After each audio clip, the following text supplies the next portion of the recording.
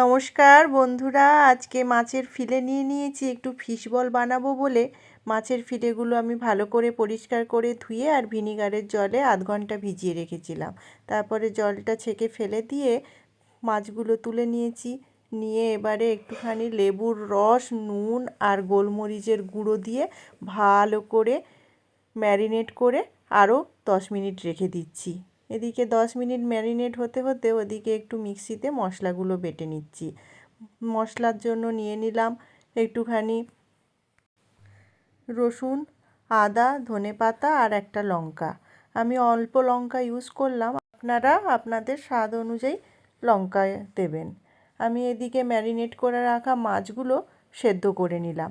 সেদ্ধ হয়ে গেছে, কড়াই বসিয়ে দিয়েছি। কড়াইতে তেল গরম হয়ে গেছে, একটু সাদা তেল দিয়ে আর একটু ছোট ছোট করে কেটে রাখা পেঁয়াজ কুচি দিয়ে দিলাম একটু হলুদ আর পরিমাণ মতো নুন দিয়ে আগে পেঁয়াজটা আমি একটু ব্রাউন কালার করে ভেজে নিচ্ছি। মোটামুটি হয়ে গেছে পেঁয়াজটা ভাজা। এবার মিক্সিতে তৈরি করে রাখা মশলাটা দিয়ে দিলাম। দিয়ে এবার একটু পরিমাণ মতো দিলাম নুন, একটু জিরে গুঁড়ো, ধনে গুঁড়ো দিয়ে ভালো করে নেড়ে চেড়ে একদম ভেজে নিচ্ছি মশলাটা প্রায় ভাজা হয়ে গেছে। এবারে আমার সেদ্ধ করে রাখা যে মাছটা ছিল তার কাঁটাগুলো ছাড়িয়ে নিয়েছি। নিয়ে মাছটা দিয়ে দিলাম আর দিয়ে দিলাম একটু আলু সেদ্ধ দিয়ে ভালো করে এটাকে মিশিয়ে নিচ্ছি।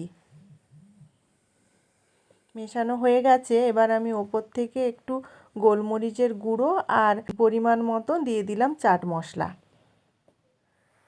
চাট মশলা দিলে খেতে খুব ভালো টেস্ট হয়। দিয়ে আমি ঠান্ডা করে নিয়েছি পুরটাকে। নিয়ে এবারে ফিশ বলগুলো একেবারে বানিয়ে নিচ্ছি। আপনারা আপনাদের মাপ মতো বানিয়ে নেবেন, যেমন সাইজের খাওয়া ইচ্ছে করবে। আমি এই মাপের বানালাম। মোটামুটি সবগুলোই রেডি করে নিলাম। এবার একটা বাটিতে একটা ডিম ফাটিয়ে নিলাম আর একটু অল্প কর্নফ্লাওয়ার দিয়ে দিলাম, তার সঙ্গে অল্প নুন অ্যাড করলাম, করে ওটাকে ভালো করে মিশিয়ে নিচ্ছি। ডিমটা মিশিয়ে নিলাম। এবারে আমি ফিশ বলগুলোকে একবার ডিমে ডুবিয়ে নিলাম, নিয়ে আমি ব্রেড ক্রাম্ব লাগিয়ে নিলাম। ব্রেড ক্রাম্বটা মিশিয়ে নিয়ে আবার ডিমে ডুবিয়ে আর একবার ব্রেড ক্রাম্ব দিলাম।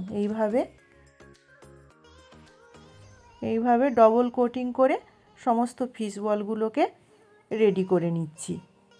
রেডি হয়ে গেল। ওদিকে গ্যাসে তেল গরম করতে বসিয়ে দিয়েছি। তেলগুলো গরম হয়ে গেছে। এবারে ফিশ বলগুলো একে একে ছেড়ে দিচ্ছি।